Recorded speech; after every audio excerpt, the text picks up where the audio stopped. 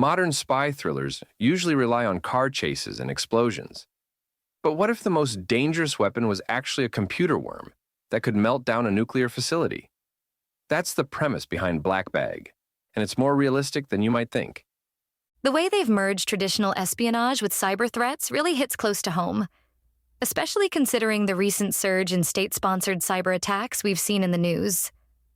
What fascinates me most about Michael Fassbender's character is how they've crafted this elite operative who has such a strong moral stance against lying that he even turned in his own father. Yet he works in a profession built on deception. That internal conflict must be excruciating when his own wife becomes a suspect. How do you investigate someone you share your life with? Well, that's where the brilliance of the dinner party scene comes in. Instead of traditional interrogation, Woodhouse cooks for all 5 suspects and, get this, adds something to loosen their tongues. It's like a modern twist on Agatha Christie, but with truth serum instead of poison.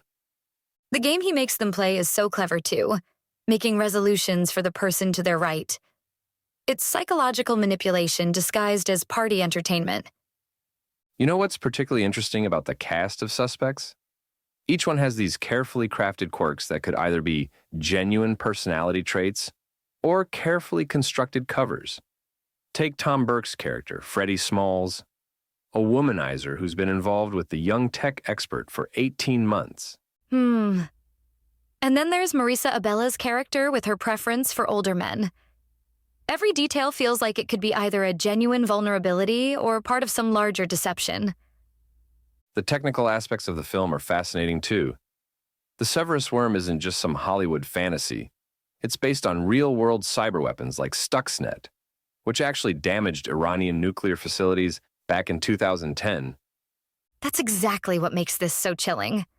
We're not talking about theoretical threats anymore. Steven Soderbergh really knows how to handle this material.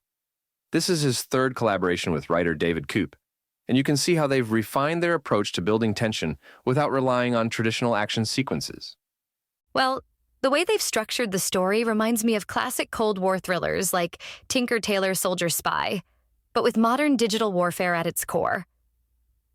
Speaking of which, the title Black Bag comes from actual spy terminology. It refers to covert operations where agents secretly enter locations to steal or copy materials. In this case, they've applied that concept to cyber infiltration. So they've essentially taken traditional espionage techniques and updated them for the digital age. Pretty clever. The casting is particularly brilliant. Having Pierce Brosnan, a former James Bond, play the agency, adds this meta layer of spycraft credibility. And Cate Blanchett brings such complexity to her role as Catherine. The way they handle the lie detector test later in the film is interesting too. Saving it for later rather than leading with it shows real confidence in their storytelling. You know what really elevates this above typical spy fare? The way it explores how personal relationships can be both a strength and a vulnerability in intelligence work. Every character's connection to another could either be genuine or part of an elaborate deception. That's what makes the stakes feel so personal, even when we're dealing with potential nuclear disasters. Looking ahead, I think this film might actually change how spy thrillers approach the intersection of personal relationships and cyber warfare. It shows that you don't need massive action sequences to create genuine tension. Well, it certainly sets a new standard for intelligent espionage storytelling in the digital age. And that's really the key takeaway. In an era where the biggest threats might come through a computer network rather than a gun barrel, Black Bag shows us that the human element remains at the heart of every great spy story. Well worth seeing, and we scored an 8 out of 10.